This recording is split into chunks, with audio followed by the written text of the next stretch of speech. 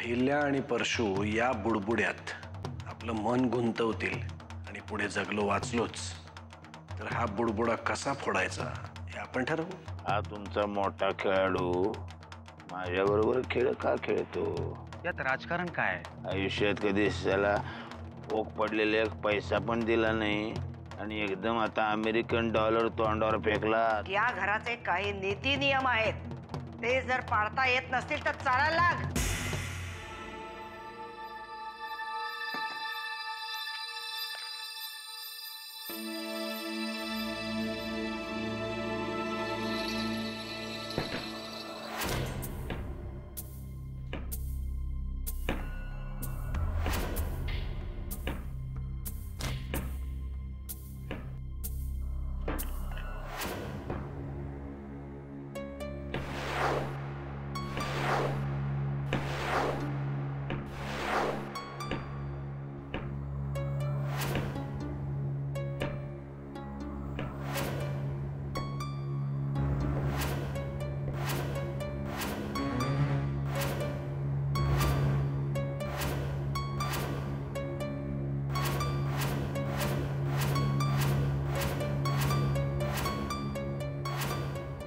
सकाळी सकाळीच तू इथे कसं काय?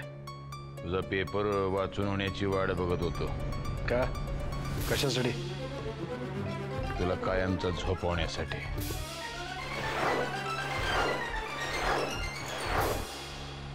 म्हणजे काल रात्री तुझा वारस म्हणून तू माझं नाव घोषित केलं, त्याचे आभार मानायचे होते.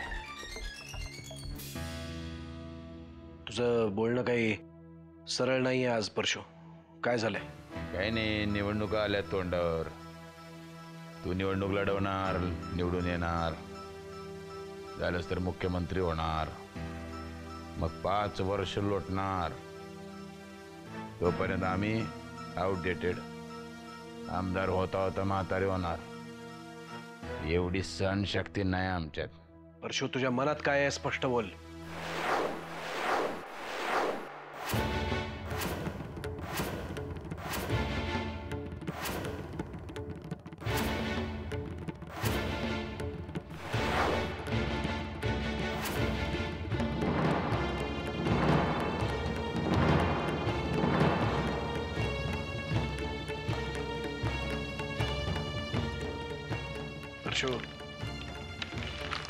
परशू शुद्धीवर आहेस का?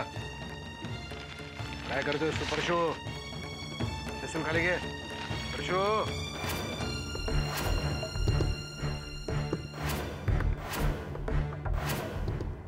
परशू, पिस्तूल खाली घे परशू. मोठा भाऊ आहे तू माझा, आणि तुझा वारस म्हणून तू माझं नाव घोषित केले. परशू, त्या पुढच्या जन्मी नाही भेटलास तरी चालेल. परशू,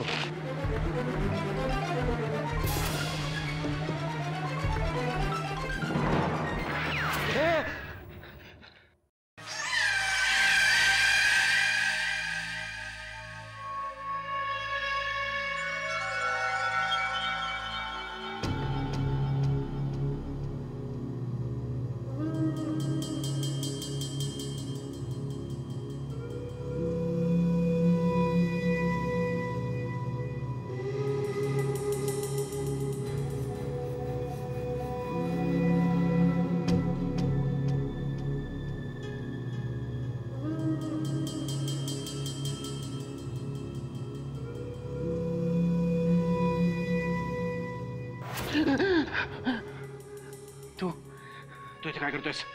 काय करतोयस इथे? काही नाही दादा, तुझी माफी मागायला आलोय. तुला समजून घेण्यात लई चूक केली रे मी. बघ ना, तुझं माझ्यावर किती प्रेम आहे. तुझा वारस म्हणून माझं नाव जाहीर केलं तू, आणि मी तुला काय समजत होतो. माफ कर मला. आता मी एकदम चांगला माणूस बनून दाखवेन तुला. मी तुला वचन देतो दादा, मी पण किल्लेदार आहे, दाखवून देईन. आशीर्वाद दे.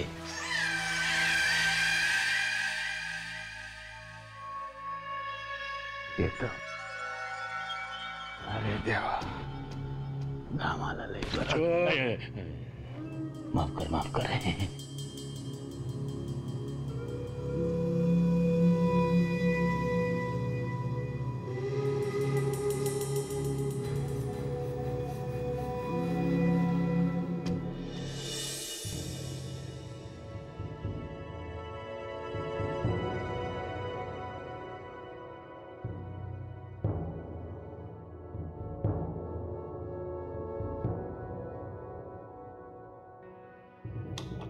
आत्याबाई, आत्याबाई काय करताय तुम्ही इकडं? आत्याबाई, आता तू इथून निघून गेल्यानंतर माझा चहा मलाच करायला पाहिजे ना. मला तसं नव्हतं म्हणायचं. का म्हणायचं होतं? हे बघ जानकी, तुझ्या इथून निघून जाण्यामुळे या घरावर किंवा माझ्यावर काहीही परिणाम होणार नाही. पण तुझं भलं कशात आहे हेच तुला कळत नाहीये ना. आणि दरवेळेला अशी घर सोडून जाण्याची भाषा का? आम्ही तुझ्यावर जीव लावला म्हणून? माझा पण तुमच्यावर खूप जीव आहे, पण मला राग आला होता. राग यायलाच पाहिजे. मला सुद्धा येतो. अहिल्याच्या दुप्पट रागीट आहे मी. पण तो राग कुठे व्यक्त करायचा हे कळायला नको का? नाही परत असा विचार करणार. त्यातच तुझं भलं आहे. अगं मलाही माहिती आहे राजन तुझा मित्र आहे, चांगला भला माणूस आहे, आब आहे त्याच्या वागण्यात. पण तुम्हा दोघांना एकत्र पाहणाऱ्या माणसाच्या डोळ्यात आब आहे का? पण आम्ही फक्त घरच आवरणार होतो. तेही माहिती आहे मला. पण इथे बोलणाऱ्यांची तोंड हजार, ती कोण धरणार? हे गाव नाही आहे. इथे एका क्षुल्लक गोष्टीची बातमी होते, बातमी. त्यात आता सगळेजण तुला या घरातलीच समजतात, शिवाय माझ्या मर्जीतली. मला नव्हतं माहिती एवढ्याशा गोष्टीचा एवढा विचार करायचा असतो म्हणून. त्याच्यासाठीच तर एवढा वेळ बोलतीये ना तुझ्याशी, अहिल्याशी किंवा सुमित्राशी. एवढा वेळ बोललेलं पाहिलंस मला कधी? नाही. तुम्हाला सांगू का, मी एकदम येडी आहे. मला काही कळतच नाही. गणा सुद्धा सर्किट म्हणतो मला. पण तुमच्या बरोबर राहून शिकेन मी सगळं. अशी नाही वागणार येड्यासारखी. मी शाणी होईल. घ्या हा चहा घ्या. अक्कल काढा समजून तरी प्या.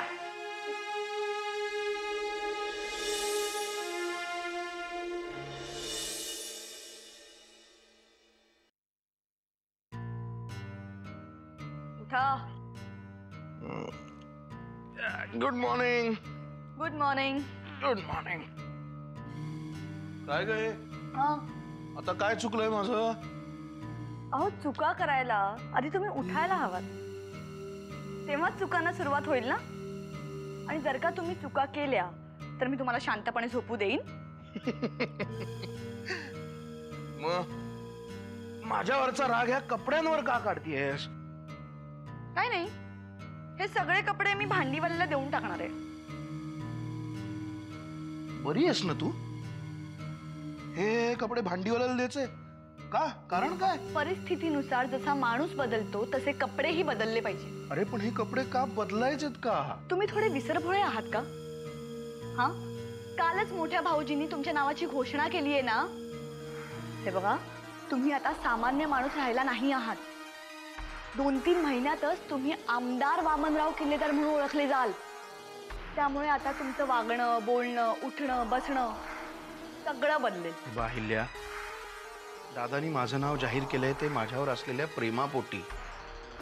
त्याचा अर्थ असा नाही की लगेच मी गुडघ्याला बाशिंग बांधून राजकारणात जायचं. आणि हे कपडे घालायचे नाहीत. मग काय घालायचं? पांढरा शर्ट, पांढरी पॅन्ट, तेही खादीचे आणि स्टार्च केलेले. मूर्ख मूर्ख दिसेन मी त्याच्यात. माझे बाबा पण हेच घालायचे. बघ, आय मीन ते राजकारणीच होते ना. मग मी काही तुम्हाला पांढरा शर्ट आणि पांढरी पॅन्ट घालून क्रिकेट खेळायला पाठवणार नाहीये. विधानसभेची स्वप्न बघा आणि हे कारकुनासारखे कपडे घालणं ना आता बंद करा. हे बघा, मी एका ड्रेस डिझायनरला फोन केला. तो येईल आणि तुमचं वॉर्डरोब चेंज करेल. आपण ना एका पीएला सुद्धा अपॉइंट करूया आणि एक काही आठवड्यात आपण एक प्रेस कॉन्फरन्स घेऊया आणि मोठ्या भाऊजींना तुमच्या राजकारणातला प्रवेश ऑफिशियली डिक्लेअर करायला सांगूया. हे तर काहीच नाहीये. मी 12 महिन्यांचे 12 इव्हेंट्स प्लॅन केलेत. बस बस, मला राजकारणात जायचं नाहीये, कळलंय? हे बघा बघा, पण आपण नाही, आता कसलीच काळजी करायची नाही. अहो असं काय करताय? रमावती मतदारसंघ आता आपलाच, म्हणजे काय जणू काय मालकच म्हणा की मला. हा उद्या या, मुंबईला या. हो काय काळजी करू नका. 2 लाख काय 4 लाख काय 10 लाख पर्यंत माफ करून टाकू कर्ज तुमचं. होय. नाही नाही नाही, तुम्ही मला नैवेद्य दाखवा, परशुराम तुमच्यावर प्रसन्न होईल. हे बाबा, हे बघ, नरसिंहरावांचं राज्य गेलं, आता परशुरामाचं राज्य आलंय. त्यांची कामाची पद्धत वेगळी, माझी पद्धत वेगळी. माझा हप्ता मला मिळाला पाहिजे. हा चल ठेव रे, ठेव. चल, तर हे मोबाईलचं बिल पण तुझ्याकडनं वसूल करीन. चल ठेव. काय करता काय तुम्ही? हा, अशा परिस्थितीमध्ये काम नाही करायची बाई. राणी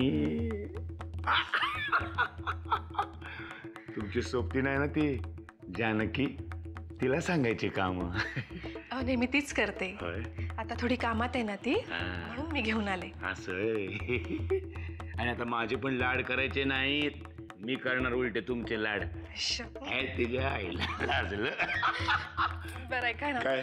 मी आपल्या बाळाची काही नावं काढली आहेत, ऐकता का? ऐकूया. इथे नको, लोक पण ऐकतील.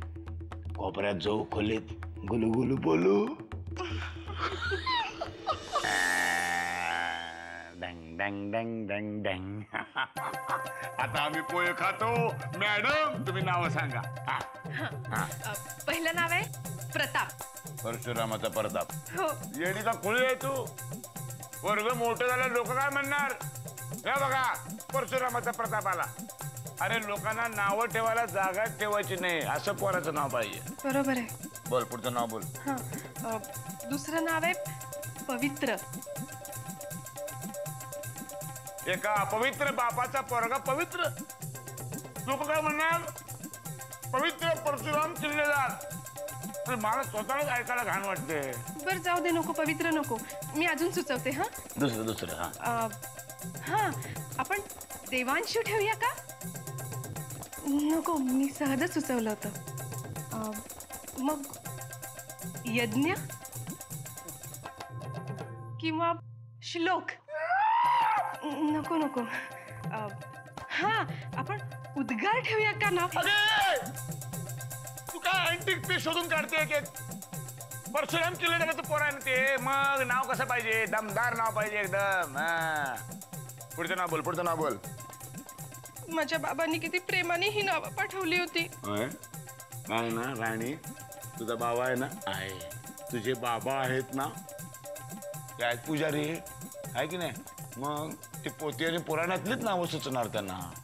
तसं नाही मुळमुळीत नाव पाहिजे. परशुराम किल्लेदाराचं आहे, किल्लेदार घराण्याच्या वारसाचं नाव कसं पाहिजे? दमदार. एवढं तोऱ्यात बोलताय ना तुम्ही, जसं काही नावांचा अभ्यासच केलाय खूप. एवढं असेल तर तुम्हीच सुचवा ना एखादं दमदार नाव. हा, सुचवतो. आलं. आपल्या पोराचं नाव असेल विक्रमादित्य. कोणदित्य? विक्रमादित्य. विक्रमादित्य परशुराम किल्लेदार. कसं झाक नाव आहे एकदम. आता रस्त्यावरनं चालत यायला लागला की नाही, नुसती गावकऱ्यांची धावपळ झाली पाहिजे. चला चला चला चला कापली पाहिजे पोरं. आपल्या पोराला काय मवाली बनवायचंय का? अरे बनवायची गरज काय आहेस, ते माझं पोरग आहे. तुला सांगतो, जन्माला आल्या आल्या नर्सीला बघून डोळा मारणार टँग. 2 तासानं डॉक्टरीन बाईला डोळा मारणार टँग. विक्रमादित्याचे हे विक्रम बघायचे की काय आयुष्यभर? अगं बाई, आपल्या पोराला असा टग्या बनवू काय विचारूच नकोस तू. गावातल्या पोरी बाळींची धावाधाव झाली पाहिजे. आणि आपल्याला मुलगी झाली तर? आणि आपल्याला मुलगी झाली तर? अगं राणी, मुलगी नाही, मुलीचं नाव पण नाही घ्यायचं, मुलगाच होणार. विक्रमादित्य, किल्लेदार घराण्याचा एकमेव वारस, या परशुराम किल्लेदाराचा मुलगा विक्रमादित्य परशुराम किल्लेदार. ते बाबा काय म्हणाले? हं?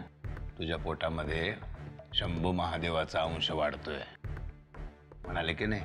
हो. म्हणजे मुलगाच होणार ना? आपल्याला मुलगाच होईल. माझी राणी होणार. अरे अरे अरे अरे, ओ विक्रमादित्य, आता या लवकर, वाट बघतोय. तुमच्या पायगुडानं लक्ष्मी आली, तीच गोळा करायला जाऊन येतो. हा, काळजी घ्या. कुणाची? विक्रमादित्यची.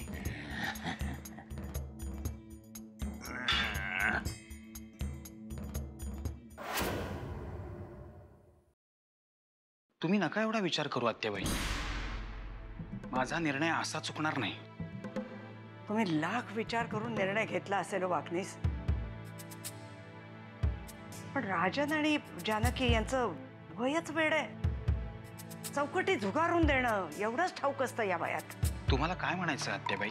मला म्हणायचं एवढंच की आपण यांच्या लग्नाचा हा जो खटाटोप करतोय, यात ही दोघं खरंच एकमेकांच्या प्रेमात तर नाही ना पडणार? शक्यता नाकारता येत नाही, कारण आपण जो जुगार खेळतोय त्याचे पडसाद खुद्द फासे टाकणाऱ्यालाही माहिती नाहीयेत. पण आपल्याला एवढं अंधारात राहून चालणार नाहीये. माझं सगळ्याच गोष्टींवर बारीक लक्ष आहे. वेळ पडलीच तर ठरलेल्या गोष्टींना बगल देऊन आपण नवे निर्णय घेऊ शकतो. काय करायचं ते लवकर करा, वेळ फार कमी राहिलाय. होय साहेब. काय रे, काय झालं? तुम्ही सांगितलेली माणसं सापडली. सापडली? कुठे? बरोबरच घेऊन आलोय.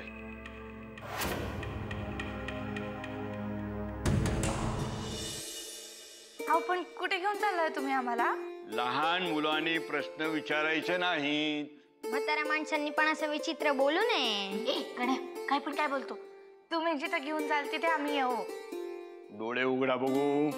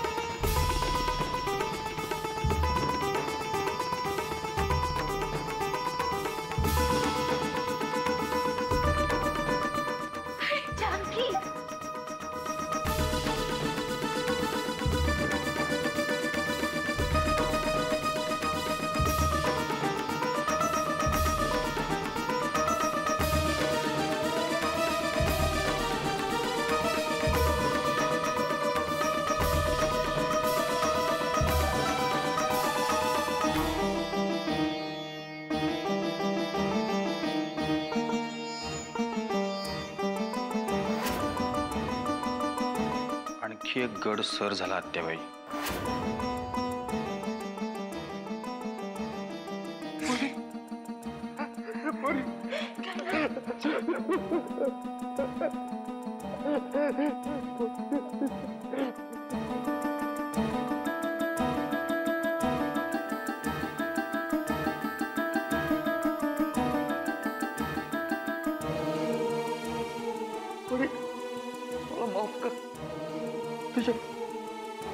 या लाचार बापाकडं दुसरा कमचा बी मार्ग नव्हता. असं नका बोलत बाबा. मला कुठले कष्ट भोगायला लागू नयेत म्हणून तुम्ही मला इकडे सोडून गेला. मला माहितीये आता आपण एकत्रच राहायचं कायम.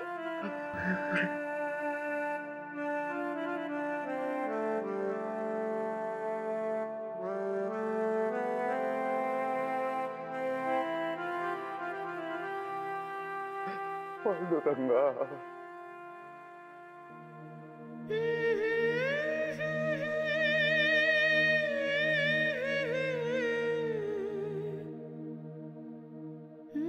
आत्याबाई,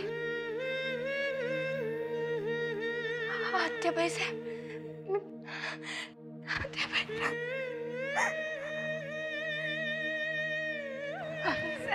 अगं काय करतेस?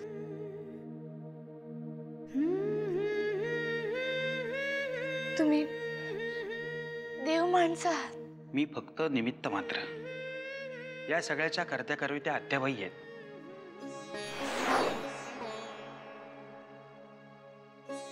तुम्हा माणसांसाठी आयुष्यभर चंदनासारखं झिजलो तरी बी तुमचे उपकार फिटायचे नाहीत. अहो का लाजवताय आम्हाला?